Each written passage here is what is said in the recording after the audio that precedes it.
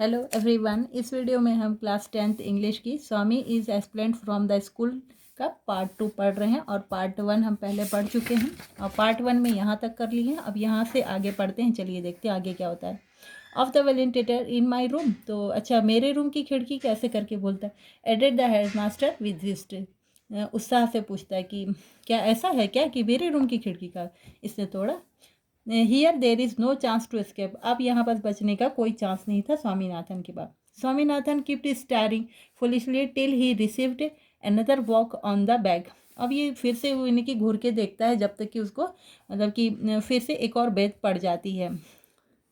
The head master demanded what the young brigade had to say about it, तो young brigade इसको बोला जाता है, जो बदमाशों का हेड होता है ना उसको। तो इस बदमाश के हेड को कुछ और बोलना है। The brigade had nothing to say, मतलब कि अब उसके पास जो ये था यानी कि स्वामीनाथन, उसके पास कुछ भी नहीं था बोलने के लिए। It was a fact that he had broken the panes, तो मतलब कि ये सही था कि उसने खिड़की के कांच को तोड़ा था। दे हैड सीन इट, और यानी कि उसने दे मतलब कि यहाँ प्यून ने देखा हुआ था। There was nothing more to eat, और इससे ज़्यादा कुछ नहीं। अब तो यानी कि सब सच बाहर आ गया। He had unconsciously become defiant and did not care for to deny the charge. तो यहाँ पास वो क्या है कि एकदम से अनकॉन्शियस, मतलब कि वो बिल्कुल भी मतलब कि कहा जाए कि उसे अब उसकी सूझबूझ जो है काम नहीं कर रही होती है। अब वो जो भी चार्ज लग रहे थे उसकी अब उसको परवाह नहीं थी, क्योंकि अब कुछ बोलने के रह नहीं गया था उसके पास। When another walk came on his back, he injaculated, मतलब कि वो जब उसके बाद फिर से बेत पड़ती है तो वो एकदम से मतलब कि बर्दाश्त से बाहर हो जाता है, उस यानी कि बहुत ज़्यादा उसको दर्द होती है। Do not beat me sir, it's pain, तो वो बोलता है कि मेरे को मत मारिए सर, बहुत दर्द हो रहा है। This was an invitation to the head master to bring down the cane 4 times again, तो ये ऐसा वर्ड बोलते ही हेडमास्टर को और गुस्सा आता है और वो 4 बेत और लगा देते हैं और मारते हैं। He said keep standing here on this desk staring like an idiot till I announce your dismissal, और हेडमास्टर बोलते हैं कि यहीं खड़े रहो डेस्क के ऊपर, घूरते रहो इडियट की तरह, और जब तक कि मैं तुमको इस स्कूल से निकाल नहीं देता। Every pore Swaminathan's body burnt with the touch of the cane, और जहाँ जहाँ वो केन यानी कि पड़ी थी उसको, वहाँ उसको काफ़ी दर्द हो रहा था। He had a sudden flowed of courage, और उसको काफ़ी यानी कि दर्द पीड़ा सहना पड़ रहा था और साहस भी आ रहा था। जब हमको ज़्यादा मार पड़ जाती क्या होता है, ज़्यादा हमको दम और हिम्मत आ जाती है और डिस्प्रेशन आ जाता है, मतलब कि हताश और निराशा हो जाती है। तो he restrained the tears that were withering to rush out, jumped down and grasping his books rushed out muttering, I did not care for your dirty school। तो एकदम से वो बहुत ज़्यादा हताश और एकदम से वो हो जाता है, दुखी हो जाता है, और उसके आंखों से आंसू जो अभी तक नहीं बहे थे, अचानक से उसके आंखों से बहुत ज़्यादा आंसू आता है। वो डेस्क से जंप करता है नीचे और अपने सारे बुक्स उठाता है और बड़बड़ाते हुए निकल जाता है कि मुझे तुम्हारे डर्टी स्कूल की कोई चिंता नहीं है। तो ये स्टोरी है R.K. नारायण की, जिन्होंने बहुत सारे बुक्स वगैरह लिखे हुए हैं और चिल्ड्रंस के लिए भी बहुत सारे लिखे हैं। और उनके जो आपने देखा होगा टीवी वगैरह भी, मालगुड़ी डेज करके एक प्रोग्राम आया करता था, आप देखेंगे, अगर यूट्यूब में भी ढूंढ सकते हैं। और उनके पॉपुलर वर्क्स होते थे Swami and friends, the bachelor of arts, the English teacher, financial expert, बहुत सारे इस तरह के थी। और ये जो स्टोरी लिया गया है वो the extract from Swami and friends, तो इस पार्ट से ये स्टोरी लिया गया है। तो आप फर्स्ट फेस वगैरह मतलब क्या होता है कि एकदम गुस्से से देखना। ओमियस लुक मतलब कि suggest that bad is going to happen, मतलब कुछ बुरा होने वाला हो।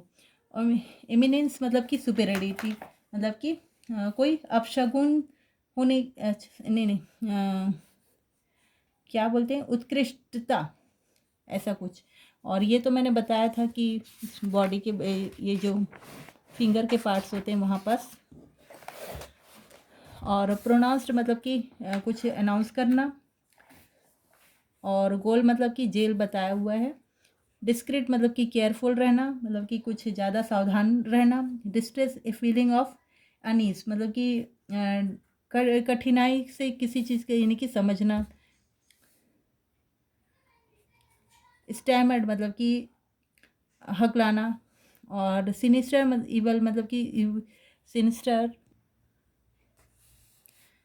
सिस्टर मतलब कि भयानक या डरावना या डेंजरस ऐसा कुछ। वॉक मतलब कि ए शार्प लो मतलब कि मारने का जो आवाज़ आता है ना एकदम से तेज, तो वो मारना। और ब्रिगेड मतलब ये मेंबर ऑफ गैंग, ये बताया हुआ था मैंने, बॉस होते हैं गैंग के। और डिफेंट डिसओबीडियंट मतलब कि एकदम बात मत मानना, डिसओबीडियंट हो जाना। डिस्पैरेशन मतलब कि होपलेसली मतलब कि निराशा या हताश हो जाना। डिस्टरेंट एक्टिंग इन ए क्लैम और कंट्रोल अवे तो मतलब कि एकदम धीरज के साथ मतलब कि शांति के साथ कंट्रोल करना। चलिए ठीक है, अब इसके क्या दिया है, टिक द करेक्ट अल्टरनेट। इसमें क्या करना है, the day before the punishment was given by the head master Swaminathan, क्या था। तो जो पनिशमेंट दी गई थी स्वामीनाथन को हेडमास्टर के ज़रिए, वो किस लिए था, स्कूल में प्रेजेंट नहीं होने का या फिर ब्रेक करना पेंस और वेंटिलेशन मतलब कि खिड़की और कांच को तोड़ना, और left the school lunch after lunch के बाद स्कूल छोड़ना, या फाइट करना। तो आप देखिए समझ गए होंगे अब तक का कौन सही है। Swaminathan was deaf to question that the headmaster was putting to him. तो क्वेश्चन जब उसके बार बोलता है कि हेडमास्टर, तो एकदम से वो डीफ हो जाता है। किस लिए होता है, Swaminathan was not paying attention, वो अटेंशन नहीं दे रहा था। Swaminathan did not have an answer, उसके पास कोई आंसर नहीं था। Swaminathan could not hear properly, या उसको ठीक से सुनाई नहीं दे रहा था। The head master question was not clear to Swaminathan, head master जो क्वेश्चन पूछ रहा था वो उसको समझ में नहीं आया। तो इसमें से क्या सही होगा, आप अपने मर्जी से अब टिक करेंगे। I do not care for your dirty school, ऐसा बोलता है स्वामीनाथन जब स्कूल से छोड़ के निकल रहा होता है। तो वो क्यों बोलता है, द स्कूल वॉज अनटाइडी मतलब स्कूल छितर बितर था, इधर उधर था, गंदा था। He left to stay at home, वो उसको घर में ही ज़्यादा पसंद आता था। He was humiliated by the head master, यानी कि हेड मास्टर के ज़रिए उसको काफ़ी अपमानित किया गया, इसलिए।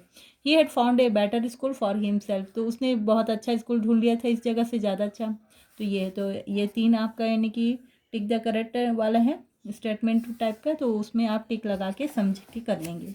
और what was the mood off the head master when he enter the class, तो इसका फर्स्ट आंसर कहाँ होगा, तो फर्स्ट वाले का आंसर यहाँ होगा, द हेड मास्टर एंटर। तो ये यहाँ से ये सब पूरा यहाँ से यहाँ तक ये फर्स्ट आंसर होगा पूरा, ये फर्स्ट आंसर है। और सेकंड क्वेश्चन है, how did Swaminathan react to the question put by the head master, तो स्वामीनाथन पर जो क्वेश्चन पूछते हैं हेड मास्टर, तो उसका रिएक्शन क्या था, उसका आंसर है ये, he was stiff question head master putting to him, तो ये जब क्वेश्चन पूछते हैं तो वो एकदम डिफ हो जाता है। Why was the peon called, peon को क्यों बुलाया गया था, what did he tell about Swaminathan, Swaminathan के बारे से क्या बताता है वो। तो स्वामीनाथन को बुलाया गया, स्वामीनाथन के लिए यानी कि पियोन को बुलाया जाता है स्वामीनाथन की पहचान करने के लिए, आइडेंटिफाई द स्वामीनाथन की, वही पूछते हैं हेड मास्टर क्या ये वही है करके, बॉय जो जिसको तुमने कल देखा था करके, तो वो है। और यहाँ पास क्या बताया था, it was fact that he was broken the panes, वो बताता है कि ये इसी ने ही वो किया था। तो ये लाइन और आइडेंटिफाई द स्वामीनाथन, ये लाइन जोड़कर आप थर्ड का आंसर जोड़ेंगे तो ये कंप्लीट हो जाएगा आपका आंसर। और ये कंप्लीट करने के लिए टेबल बोला गया है, तो आप कितने जो स्टूडेंट थे क्या क्या एक्सक्यूज़ बनाए हैं, और टीचर का क्या रिएक्शन था, और क्या आप उस चीज़ से एग्री है कि डिसएग्री है, रिएक्शन जो टीचर ने दिया था वो आप यहाँ पर अपने मर्जी से करेंगे। फिर इसके बाद वोकेबलरी का है यहाँ, complete the cross using the clues, तो ये क्लूज आपको पीछे में दिया गया है। तो आप ये क्लूज ज़्यादा टफ नहीं है, आपको वर्ड मीनिंग वगैरह जो दिया हुआ है उसी से रिलेटेड है, आप उसको पढ़ेंगे। मैंने पहले वर्ड मीनिंग को इसीलिए हिंदी में बता दिया था, नहीं अगर समझ में आ रहा हो तो आप लोग फिर मतलब कि डिक्शनरी से आप खोज सकते हैं, सब कुछ मिल जाएगा। और क्या क्या लिखना है वो आपको यहाँ फिर फिलअप करने हैं, ऊपर नीचे दाएं बाएं जो भी है देखकर अप एंड डाउन कर लेंगे। ये आपका पूरा उसी से ही रिलेटेड है। उसके बाद जो ये सब आएगा वर्ड मीनिंग, मतलब कि इसमें जितने भी वर्ड मीनिंग आएंगे है ना, पीछे से रिलेटेड आपका ये वर्ड मीनिंग वाला पार्ट से इस जगह से देखकर भरेंगे, और वही चीज़ें यहाँ भी आएंगी, तो आप समझ के इसको पूरा खुद से कर लेंगे। ये है आपका यहाँ तक का कंप्लीट होता है, और इससे ज़्यादा इस लेसन में कुछ भी नहीं है। तो आपका ये लेसन कंप्लीट होता है। अगर आपको कोई भी डाउट हो तो कमेंट करेंगे, बताएंगे। Thank you.